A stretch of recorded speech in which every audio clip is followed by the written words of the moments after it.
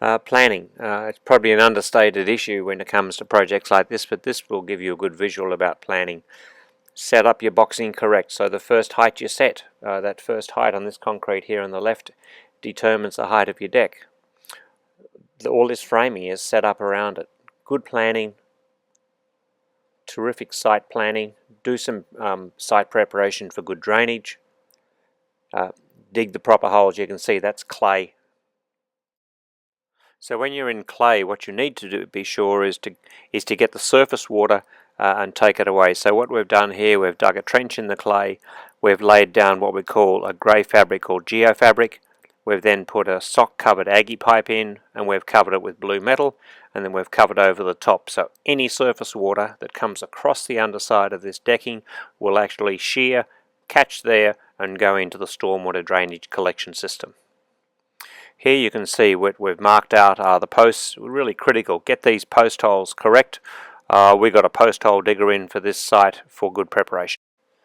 When you prepare the footings and you've got the concrete in, just put a dome on the top, so when you put your stirrup on the top of it, it's not going to hold water.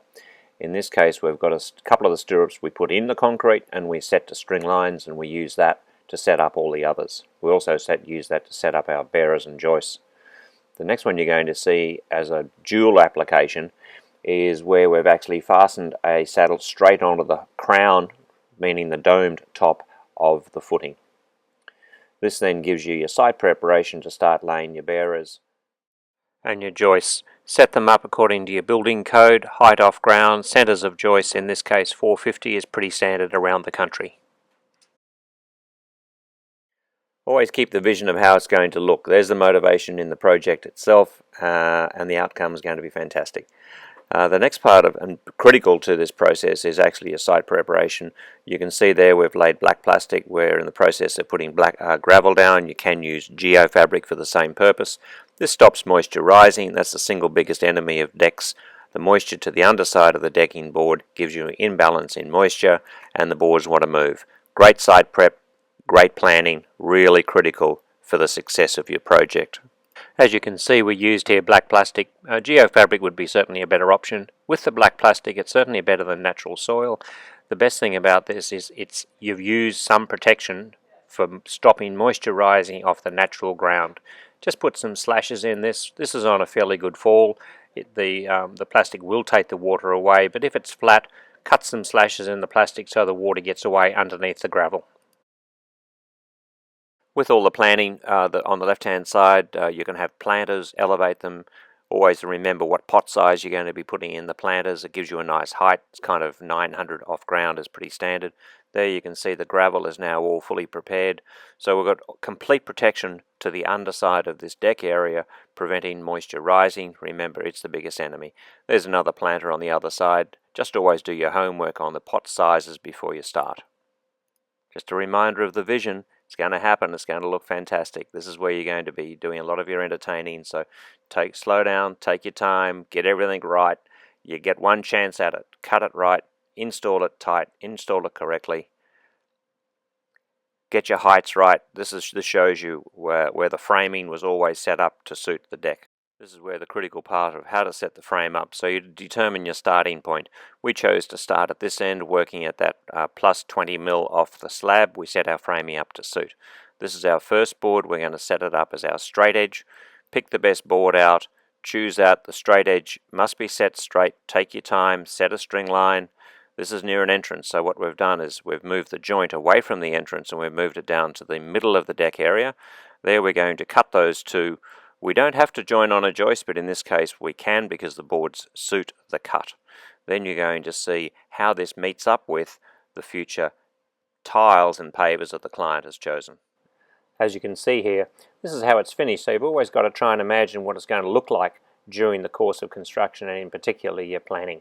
What you'll see here is we've overlapped the boards to be sure the lengths are correct. Then what we're going to do is to set up the first board using a string line. As you can see down in that bottom corner, we've actually used a counterbore tool to fasten. So we use the tool in the bottom, put a screw through it, and we finish it with a wood plug. What we did, then we cut those joins and we set the join in the middle of that section there. We've actually created the counterbore fixing, which is how you start a board and it's how you finish on the last row. There you can see how we've neatly evenly spaced counterbore, screw and plug. Creates a fantastic joint. What you've also got is an area where you're going to have maybe some cut-ins. We're going to scribe around a post in this application, so mark that first before you cut your actual length. Scribe it in. That detail is very important later. The counterbore tool that we manufacture for this purpose is what we use to start our timber deck. It's on the first row. You can't start with a biscuit, so you start with what we call a plug and dowel. It has a replacement drill bit. It has a specific bore size to marry to our wooden plugs. These are available as two separate items. Just ask us, we can specify how many plugs you might need. We'd probably need an idea of the lay of, like a mud map would be of great assistance to work out your quantities. But we would include one of these in every job. As you can see, we've used it here where we join the decking board. It's also on the back side of it. We've actually used what we call the end match biscuit. This is concealed, but this gives you fantastic strength, beautiful finish on the top, and very durable outcomes. There's the look, you see. You've got the wood plugs, the join, how it's joined to the finished tiling. There's the end match biscuits that we use throughout the deck. It's concealed, you can see the quality of the wood in those photos. Just remember, there's the quality of the finish that you're going to get. Just remember, pull it all up tight. You'll conceal the fixings as you assemble. All our fixings as we proceed along the deck are going to be using this Pro Clip. It sits into the groove. The pre-cut board is prepared by DeckMax to perfection. It's within a 0.2 mil tolerance of its width, thickness and groove tolerance. This biscuit comes to you in either a 3 mil gap setting biscuit or a 5 mil gap setting biscuit. As you can see, the screw fits through the crown of the biscuit. Once you screw that directly into the joist, you get a mechanical fastening which is 5 times stronger than a surface fix of a screw or a nail. This screw comes to you either for self-fixing into wood or to self-drill into metal. Just let us know the specifications. But as you proceed, we do one board at a time. You set it, you use the clamps, you pull it up tight, you get this fantastic look.